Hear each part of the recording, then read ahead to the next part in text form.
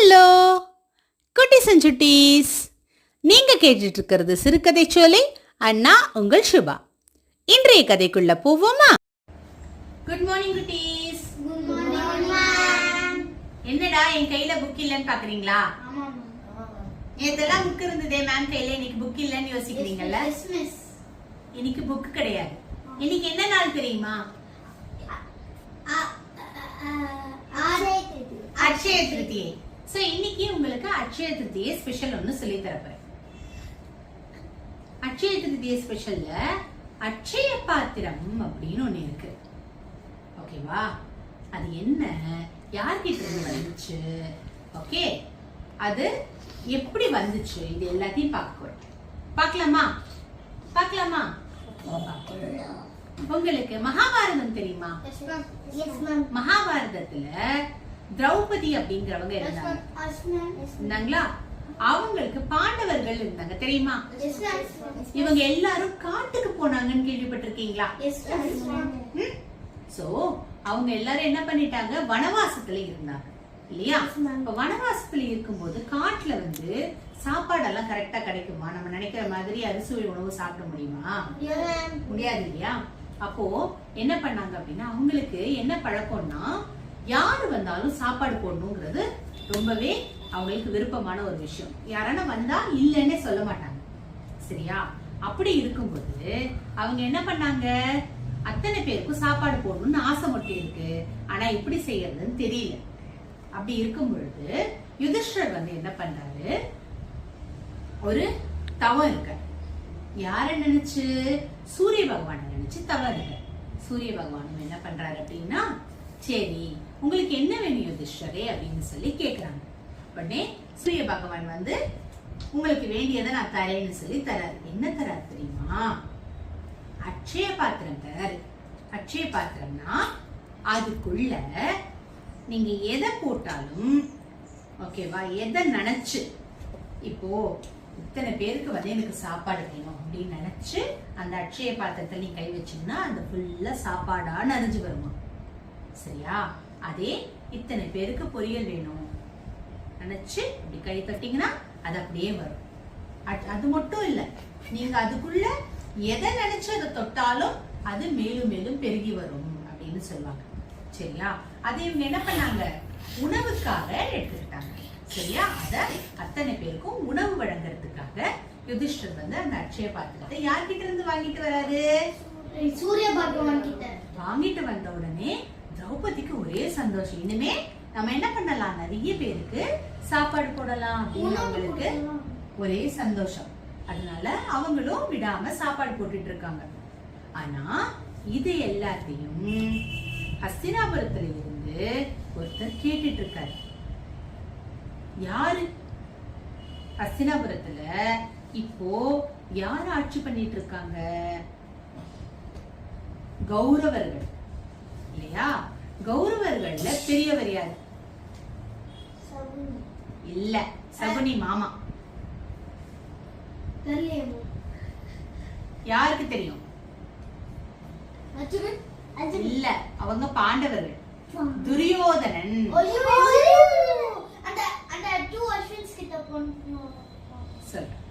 துரியோதனன் அப்படிங்கிறவன் தான் கௌரவர்கள்ல பெரியவன். சோ அவன் என்ன பண்றான், என்னடா இது, காட்டுக்குள்ள போய் அவங்க இத்தனை பேருக்கு சாப்பாடு எப்படி போடுறாங்க? சரி, அட்சய பாத்திரம் தானே காரணம். அப்ப இந்த அட்சய பாத்திரத்தை நாம என்ன பண்ணலாம், இதுக்கு ஒரு ட்ரிக் பண்ணலாம் அப்படின்னு சொல்லிட்டு என்ன பண்றாரு, அந்த அட்சய பாத்திரத்தோட ஸ்பெஷல் என்ன அப்படின்னா, சாப்பிட்டு முடிச்சு கழுவி கவுத்தாச்சுன்னா திரும்ப என்ன பண்ண முடியாது, அதுல இருந்து திரும்ப சாப்பாடு எடுக்க முடியாது. மறுநாள் தான் சாப்பாடு திரும்ப கிடைக்கும். ஒரு வாட்டி கழுவி கவுத்தாச்சுன்னா என்ன வராது, திரும்ப அதுல இருந்து சாப்பாடு வராது. அப்ப எப்ப எல்லாரும் சாப்பிட்டு முடிப்பாங்க? பாண்டவர்கள் எல்லாம் சாப்பிட்டு முடிச்சதுக்கு அப்புறம் யார் சாப்பிடுவா? திரௌபதி சாப்பிடுவாங்க இல்லையா? திரௌபதி சாப்பிட்டு முடிச்சாச்சுன்னா என்ன பண்ணிடுவாங்க, அந்த பாத்திரத்தை கழுவிட்டு கவுத்திட்டாங்கன்னா திரும்ப சாப்பாடு இதுல இருந்து எடுக்க முடியுமா? முடியாது. அந்த நேரம் பார்த்து துர்வாச முனிவரை யார் அனுப்பி வைக்கிறாங்க தெரியுமா? யார் அனுப்பி வைக்கிறா? இப்ப நான் சொன்னேனே, கௌரவர்கள்ல யார் அனுப்பி வைக்கிறா? துரியோதனன் அனுப்பி வைக்கிறாங்க. ஓகேவா? துரியோதனன் என்ன பண்றாரு? இந்த முனிவர் அனுப்பி வச்சோடனே துர்வாச முனிவரை பார்த்தாலே எல்லாருக்கும் பயம். அவர் வந்தாச்சு அப்படின்னா அவர் ஏதாவது இல்லைன்னு சொல்லிட்டு அவருக்கு கோவம் வந்துடும். ஒரு முனிவர் கோவப்பட்டா என்ன வேணா நடக்கலாம். அதனால எல்லாருக்குமே பயமா இருந்தது. அதனால என்ன பண்ணாங்க? அடடா, துர்வாச முனிவரும் சாப்பாடுக்கு வரேன்னு சொல்லியிருக்காரு. இப்போ அத்தனை பேர், துர்வாச முனிவர் மட்டும் வந்தா பரவாயில்ல, அவரோட சிஷ்யர்களும் வராங்க. இப்ப நிறைய பேருக்கு சாப்பாடு வேணும். சரி, நாங்க போய் குளிச்சுட்டு வரோம்னு வேற போயிருக்காங்க. குளிச்சுட்டு வரும்போது எங்களுக்கு சாப்பாடு வேணும். எப்போ? மத்தியானத்துல எப்போ திரௌபதி சாப்பிட்டு முடிச்சதுக்கு அப்புறம் வந்திருக்காங்க. இங்க பயமாயிடுச்சு எல்லாருக்கும். எங்கேயான துர்வாச முனிவர் கோவப்பட்டுருவாருன்னு ஒரே பயம். அந்த நேரத்துல திரௌபதி என்ன பண்ணாங்களாம்? அவங்க கிருஷ்ணா கிருஷ்ணா எனக்கு எப்படியான உதவி பண்ணுங்க கிருஷ்ணா அப்படின்னு சொல்லிட்டு மனசார பிரார்த்தனை பண்ணிக்கிறாங்க. உடனே கிருஷ்ணர் எங்க இருப்பாரு? கிருஷ்ணா எல்லா இடத்துலயும் இருக்காரு இல்லையா? நீங்க நினைச்சீங்கன்னா அப்படி வருவார். அதே மாதிரி யாருக்கு வந்தாங்க? திரௌபதி கூப்பிட்ட உடனே வந்துட்டாங்க. கிருஷ்ணா வந்தாச்சு. கிருஷ்ணா வந்துச்சு, என்ன தங்கச்சி உங்களுக்கு என்ன பிரச்சனை அப்படின்னு கேட்டாங்க. இந்த மாதிரி நான் சாப்பிட்டுட்டேன் கிருஷ்ணா, சாப்பிட்டு அட்சய பாத்திரத்தையும் கவுத்து வச்சுட்டேன். இப்ப துர்வாச முனிவர் வரப்போறாரு. நான் எப்படி கிருஷ்ணா அத்தனை பேருக்கும் சாப்பாடு போடுவேன்? எனக்கு பயமா இருக்கு கிருஷ்ணா, கொஞ்சம் உதவி பண்ணு அப்படின்னு சொல்லி கேட்ட உடனே, நான் இருக்கேன்ல, கவலைப்படாச்சு, போயிட்டு அந்த அட்சய பாத்திரத்தை கொண்டு வா பாக்கலாம் அப்படின்னு சொல்லி சொன்ன உடனே திரௌபதியும் அட்சய பாத்திரத்தை கொண்டு வராங்க. உள்ள பார்த்தா ஒரே ஒரு பருக்க சாதம் இருந்தது. சரியா கழுவல, ஒரே ஒரு சாதம் மிச்சம் இருந்தது, ஒரு பருக்க. அந்த பருக்கையை எடுத்து கிருஷ்ணர் எடுத்து நாக்கில வச்சு வாய்க்குள்ள போட்டு எல்லாம் என்ன பண்றாரு? இந்த உலகத்துல இருக்க அத்தனை ஜீவராசிக்கு இது போய் சேரட்டும் சொல்லுவாரு. என்ன சொல்லிட்டாரு? இந்த உலகத்துல இருக்க அத்தனை ஜீவராசிக்கும் இது போய் சேரட்டும், எல்லார் வயிறும் நிறையட்டும்ன்றார்.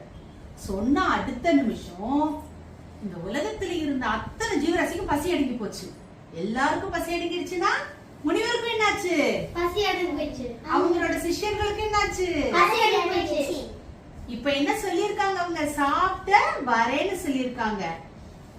சமைச்சு வச்சிருப்பாங்க இல்லையா? சாப்பிட வரேன்னு ஒருத்தவங்க சொல்லிட்டு போனா அவங்களுக்காக சமைச்சு வச்சிருவாங்கல்ல, கரெக்டா? ஓகே, அப்ப என்ன ஆகும்? சமைச்சு வச்ச சாப்பாடு வீணா போயிடும். இப்போ யாருக்கு பயம் வந்துருச்சு? துர்வாச முனிவருக்கு பயம் வந்துருச்சு.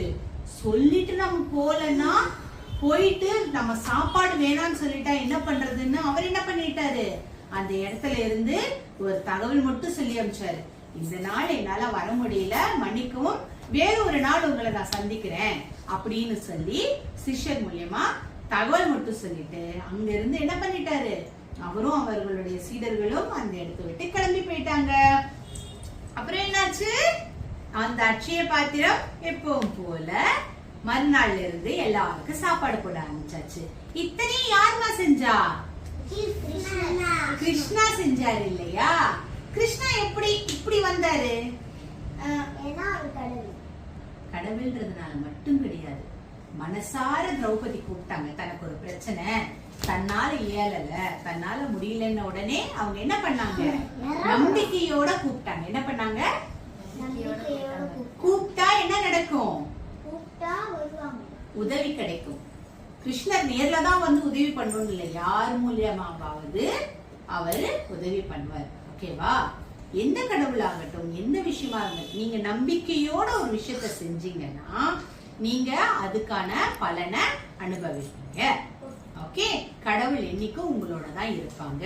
சோ இன்னைக்கு அட்சய பாத்திரத்தோட கதை என்ன? உங்களுக்கு அள்ள அள்ள குறையாத செல்வம் அதுல இருந்து வருங்கிறது. இன்னைக்கு அட்சய திருதி. இன்னைக்கு நாம எந்த ஒரு விஷயம் செய்யறோமோ அது மேலும் மேலும் அட்சய பாத்திரத்துல இருந்து வந்துட்டே இருக்கிற மாதிரி வந்துட்டே இருக்கும். ஓகே, ஆனா அந்த செல்வத்தை நம்ம எப்படி உபயோகப்படுத்தணும், அந்த அட்சய பாத்திரத்தை எப்படி சரியா உபயோகப்படுத்தணுமோ அதே மாதிரி தான் நம்ம செல்வத்தையும் உபயோகப்படுத்தணும். நம்ம கிட்ட காசு நிறைய இருக்குன்னு தப்பா யூஸ் பண்ணலாமா? நம்ம கிட்ட படிப்பு இருக்குன்னு ஆணவத்தோட இருக்கலாமா? கூடாது. அப்ப என்ன பண்ணணும்? நம்ம கிட்ட இருக்கிற நமக்கு கடவுள் கொடுத்திருக்கிற ஒரு செல்வத்தை என்ன பண்ணணும்? சரியா உபயோகப்படுத்தணும். அப்படி படுத்தினா மேலும் மேலும் அது என்ன ஆகும்? செல்வம் சேரும். ஆமா, செல்வம் சேரும். ஓகே, இன்னைக்கு ஒரு நல்ல விஷயம் தெரிஞ்சுக்கிட்டீங்களா? இத நமக்காக கொடுத்தது யாரு? கிருஷ்ணா நமக்காக ஒரு நல்ல விஷயம் கொடுத்தா நாம அவருக்கு என்ன சொல்வோம்? Thank you, Krishna. Thank you, Krishna. வேற ஒரு நல்ல கதையோட நாளைக்கு உங்களை சந்திக்கிறேன். பாய் குட்டீஸ். Bye.